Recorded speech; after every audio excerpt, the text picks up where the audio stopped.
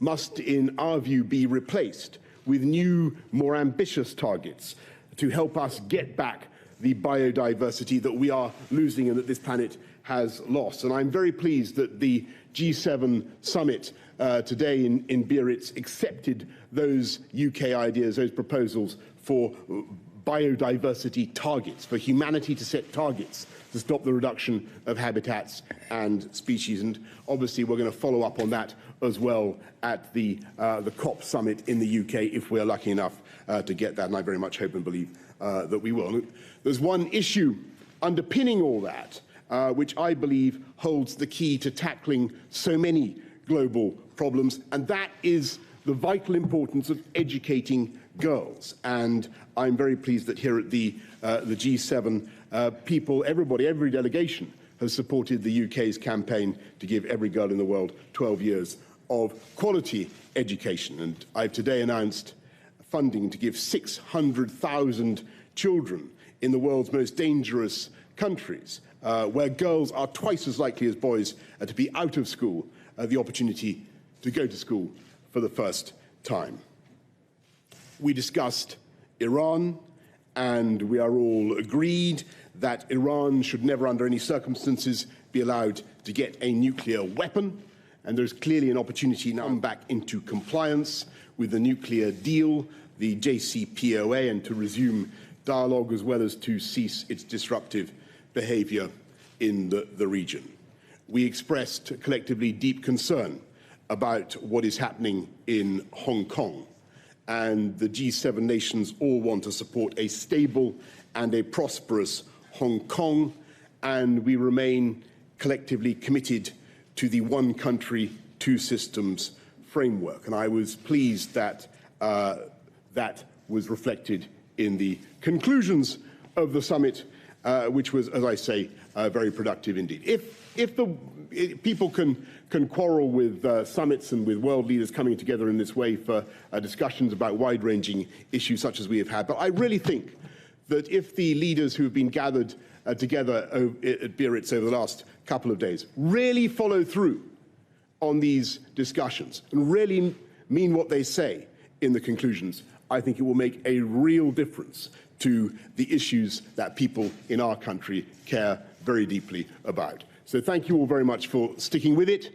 I know it's been a long, old summit, but I'd like to take your questions now, and I've got to go through. I know Beth is there, top of the list somewhere.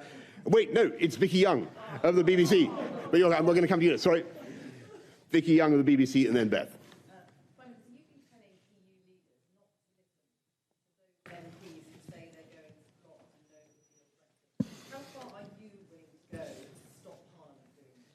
Well, look, you know my position on this, Vicky, and I hope everybody knows that. I think that this is really a matter for parliamentarians to get right ourselves. We asked the people to vote on whether to stay in or to leave the EU. They voted overwhelmingly. They voted very substantially to leave by a big majority. Parliament vowed several times to reflect and respect that mandate. And I think people have just about had enough of this conversation, and I think they're yearning for a moment when Brexit comes off the front pages, but that can only happen when we come out of the EU on October the 31st. And that is what I really call on all my fellow MPs to deliver, and I hope and believe that they will. And I go to Beth. Mr. Johnson, you talk about what MPs should do, but there is going to be, whether you like it or not, a parliamentary roadblock on your no-deal Brexit when you return to Westminster. If MPs pass a law requiring you to extend Article 50, what will you do?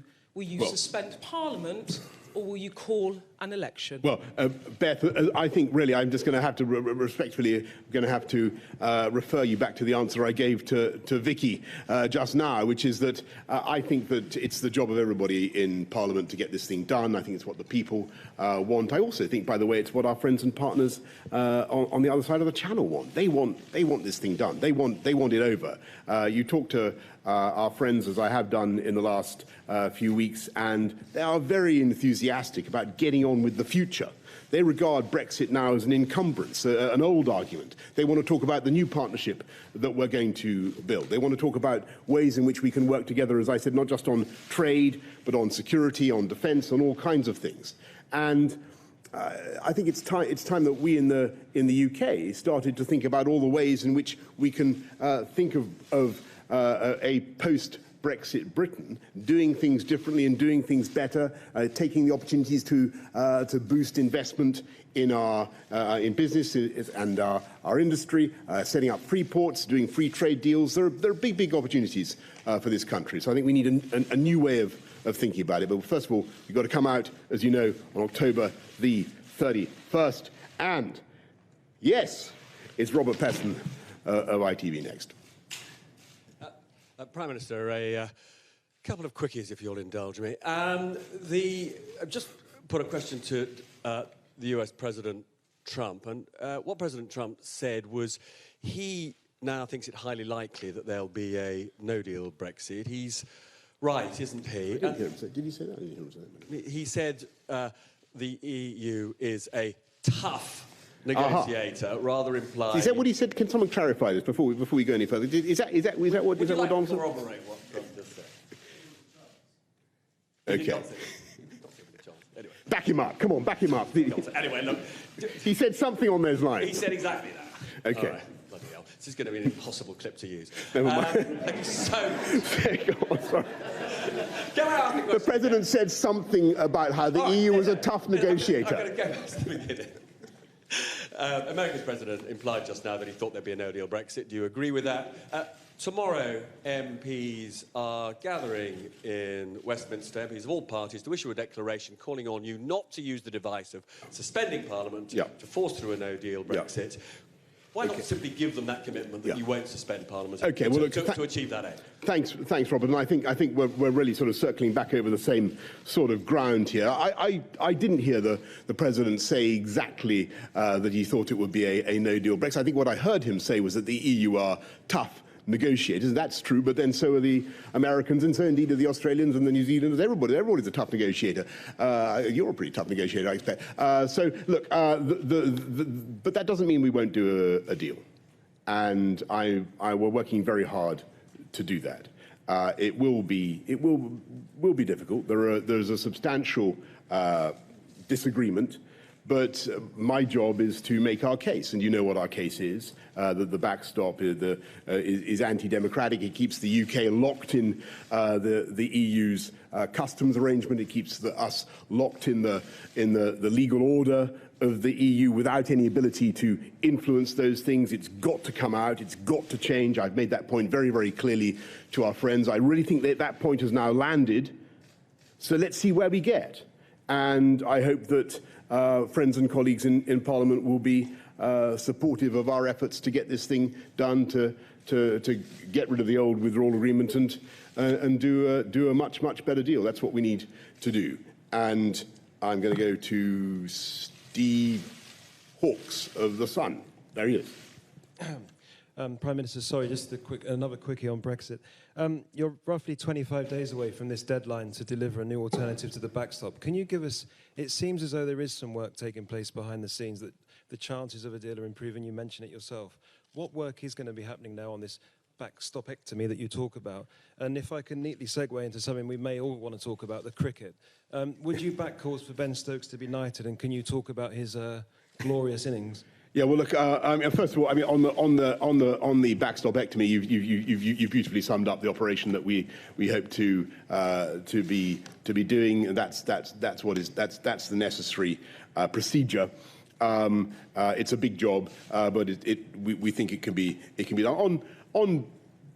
I watched it. I mean, I could only watch the highlights. I thought it was one of the most extraordinary innings I've ever seen. The shots I saw, absolutely incredible. I think I've already promised that that Ben Stokes should get a dukedom. So I don't think I can't go any higher than that. But clearly, it's not a matter for me, but for some honours committee or other, and I'm sure they will take the appropriate decision in due course. Paul Wall from HuffPost. Prime Minister, the Archbishop of Canterbury plans to chair a citizens' assembly to stop a no-deal Brexit. Is that the act of a charitable Christian, or is it the act of a turbulent priest? Well, I'd like to see the evidence for that, Paul. I'm very interested. I got a very nice letter from the Archbishop saying that he wanted to work with me to bring our country together after Brexit had been done. So that's news to me, that particular development. As far as I understand it, he wants to bring the country together, and I certainly support him in that. And I'm now going to just go. Yes, please. Sorry. You are more optimistic about the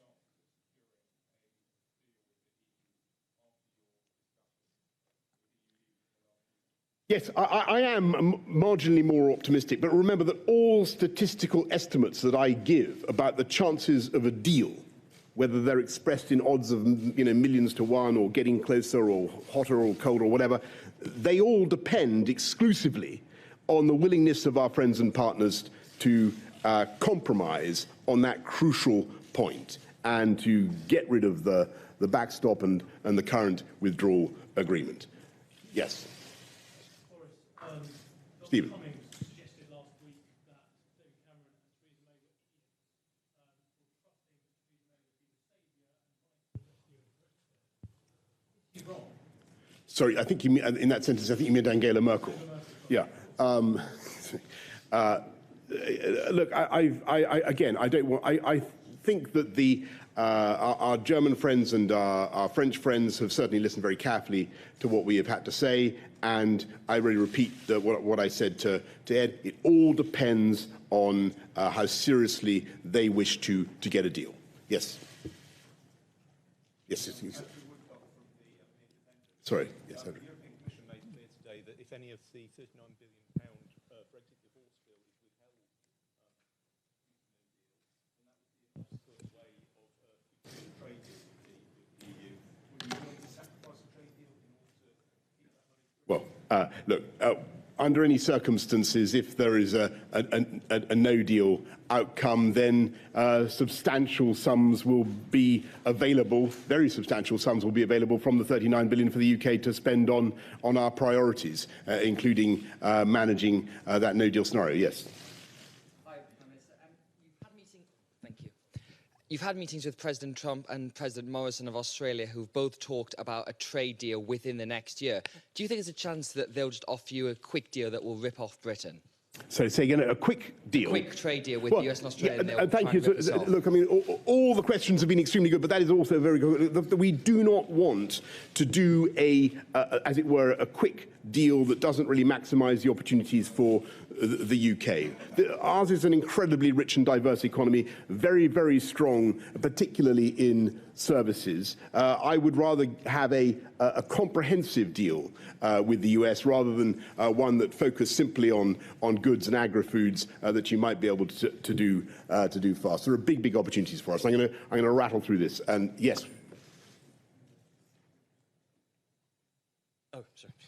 Prime Minister Alex Morales from Bloomberg News. I was wondering if you could tell us if President Trump put pressure on you over the use of Huawei in the UK's 5G connections, and he's not putting any pressure on you at all? Nope. He didn't bring it up? It didn't come up in your bylaws?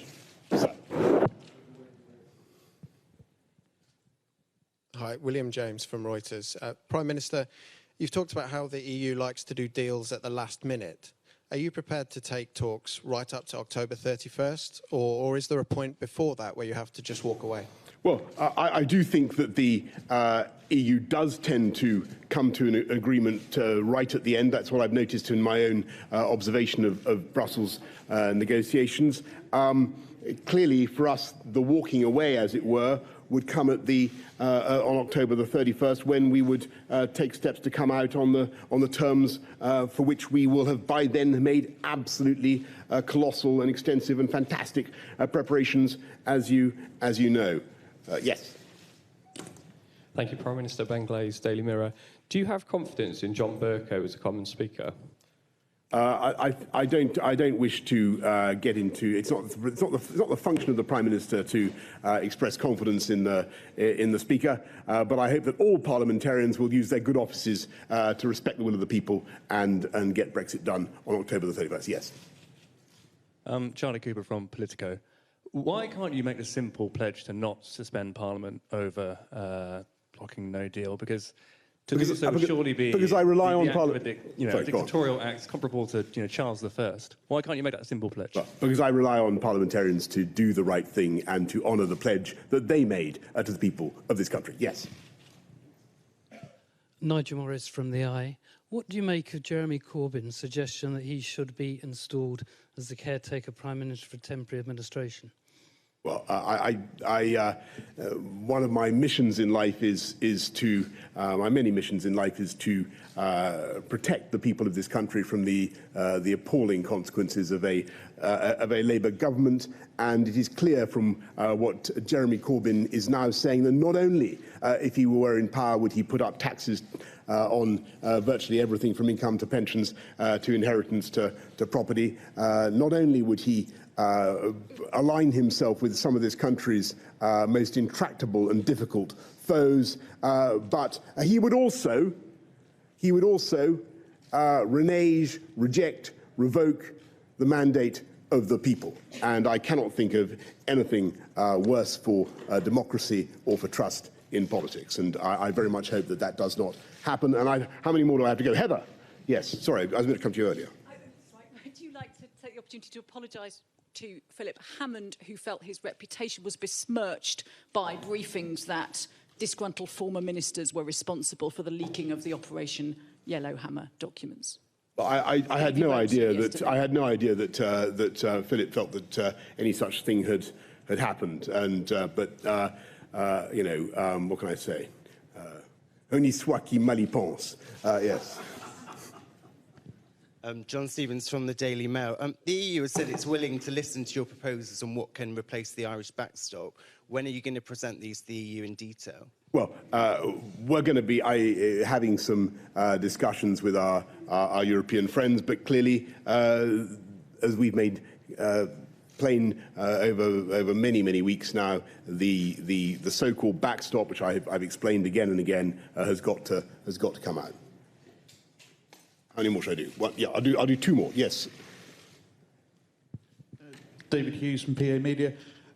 You've pledged extra cash to help the Amazon today, but your credentials as an environmentalist are somewhat undermined by a commitment to cut fuel duty as well. How can you be protecting the environment whilst also helping gas customers? We are wait and see what's in. I'm making no fiscal commitments whatsoever at this stage. Wait and see what happens in the budget.